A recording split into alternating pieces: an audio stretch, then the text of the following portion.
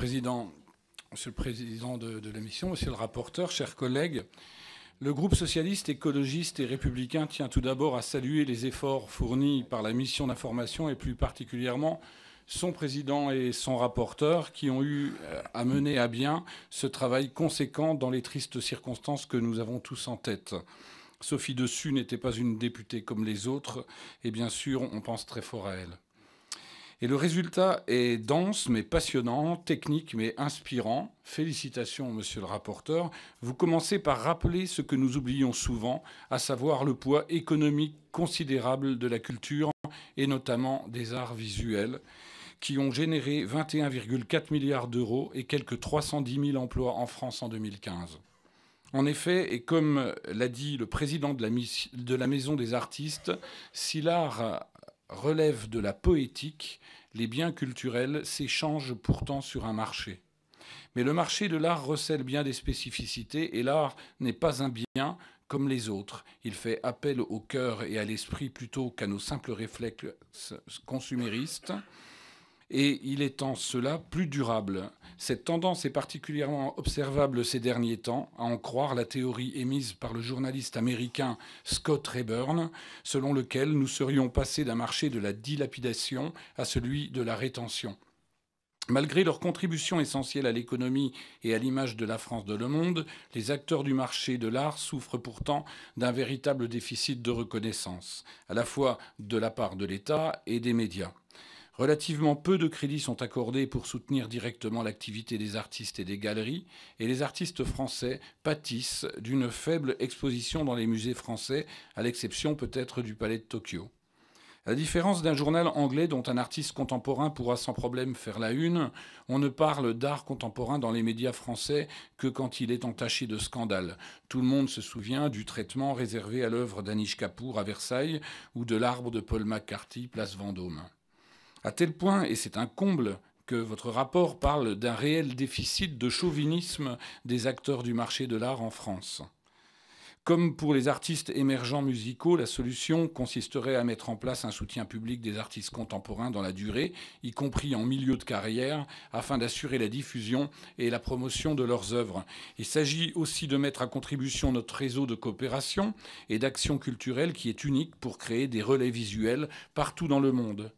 Depuis le XVIIe siècle, où Paris était le centre de la création artistique mondiale, aux années 1960, la France a dominé le marché de l'art que se partagent désormais trois puissances hégémoniques, à savoir les États-Unis, la Grande-Bretagne et la Chine. La partie dans laquelle vous décrivez les politiques culturelles offensives d'un pays comme les États-Unis après la Seconde Guerre mondiale est particulièrement intéressante, tandis qu'en France, il y a eu dans les années 1970 un positionnement anti-marché des artistes qui a façonné dans un sens presque opposé notre conception du marché de l'art.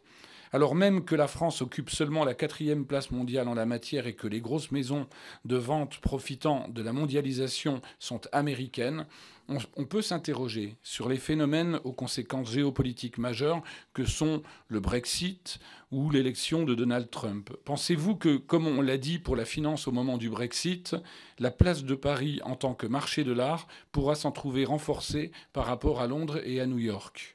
Vous évoquez dans votre rapport la lutte contre le blanchiment et le trafic de biens précieux. Nous avons organisé, en juin dernier, avec une chercheuse au CNRS, un colloque sur le patrimoine et la culture yéménite, où nous avons appris que dans les pays en guerre, le pillage est en plein essor et qu'il est même organisé de manière de plus en plus professionnelle, et en particulier dans les régions où le gouvernement central n'exerce plus de contrôle.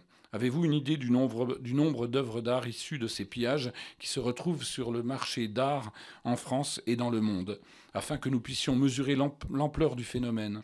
Pensez-vous que les places mondiales du marché de l'art pour lutter contre ces trafics absolument illégaux est une action suffisamment efficace, ou observe-t-on une certaine complaisance à leur égard?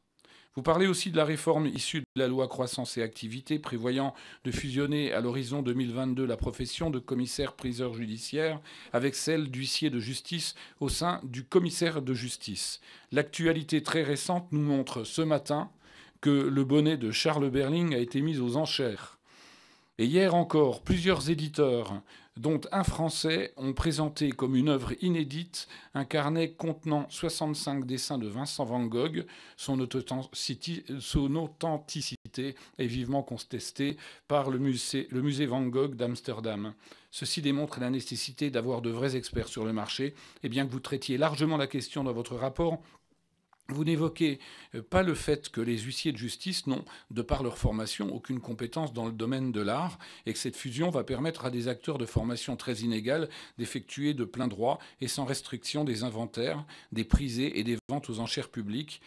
Sans même évoquer le fait que l'atomisation du marché se fera au profit des grandes structures anglo-saxonnes richissimes comme Sotheby's et Christie's, ne sera-t-il donc pas plus difficile d'apprécier la valeur des objets des particuliers, ce qui risquerait de mettre le marché de l'art tout entier en danger? Enfin, le rapport se conclut par une belle idée qui est de permettre l'émergence d'une nouvelle génération de collectionneurs par l'éducation artistique, alors même que les moyens dévolus à l'éducation artistique et culturelle ont été doublés par ce gouvernement depuis 2012. Je pense qu'il serait également utile de mettre à profit les temps d'activité périscolaire, les TAPS, pour sensibiliser dès le plus jeune âge aux arts visuels et aux arts plastiques en donnant davantage de moyens aux communes pour former des animateurs et faire intervenir des artistes professionnels.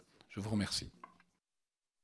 Merci Hervé Féron qui s'exprimait pour le groupe socialiste, écologiste et républicain. La parole est maintenant à François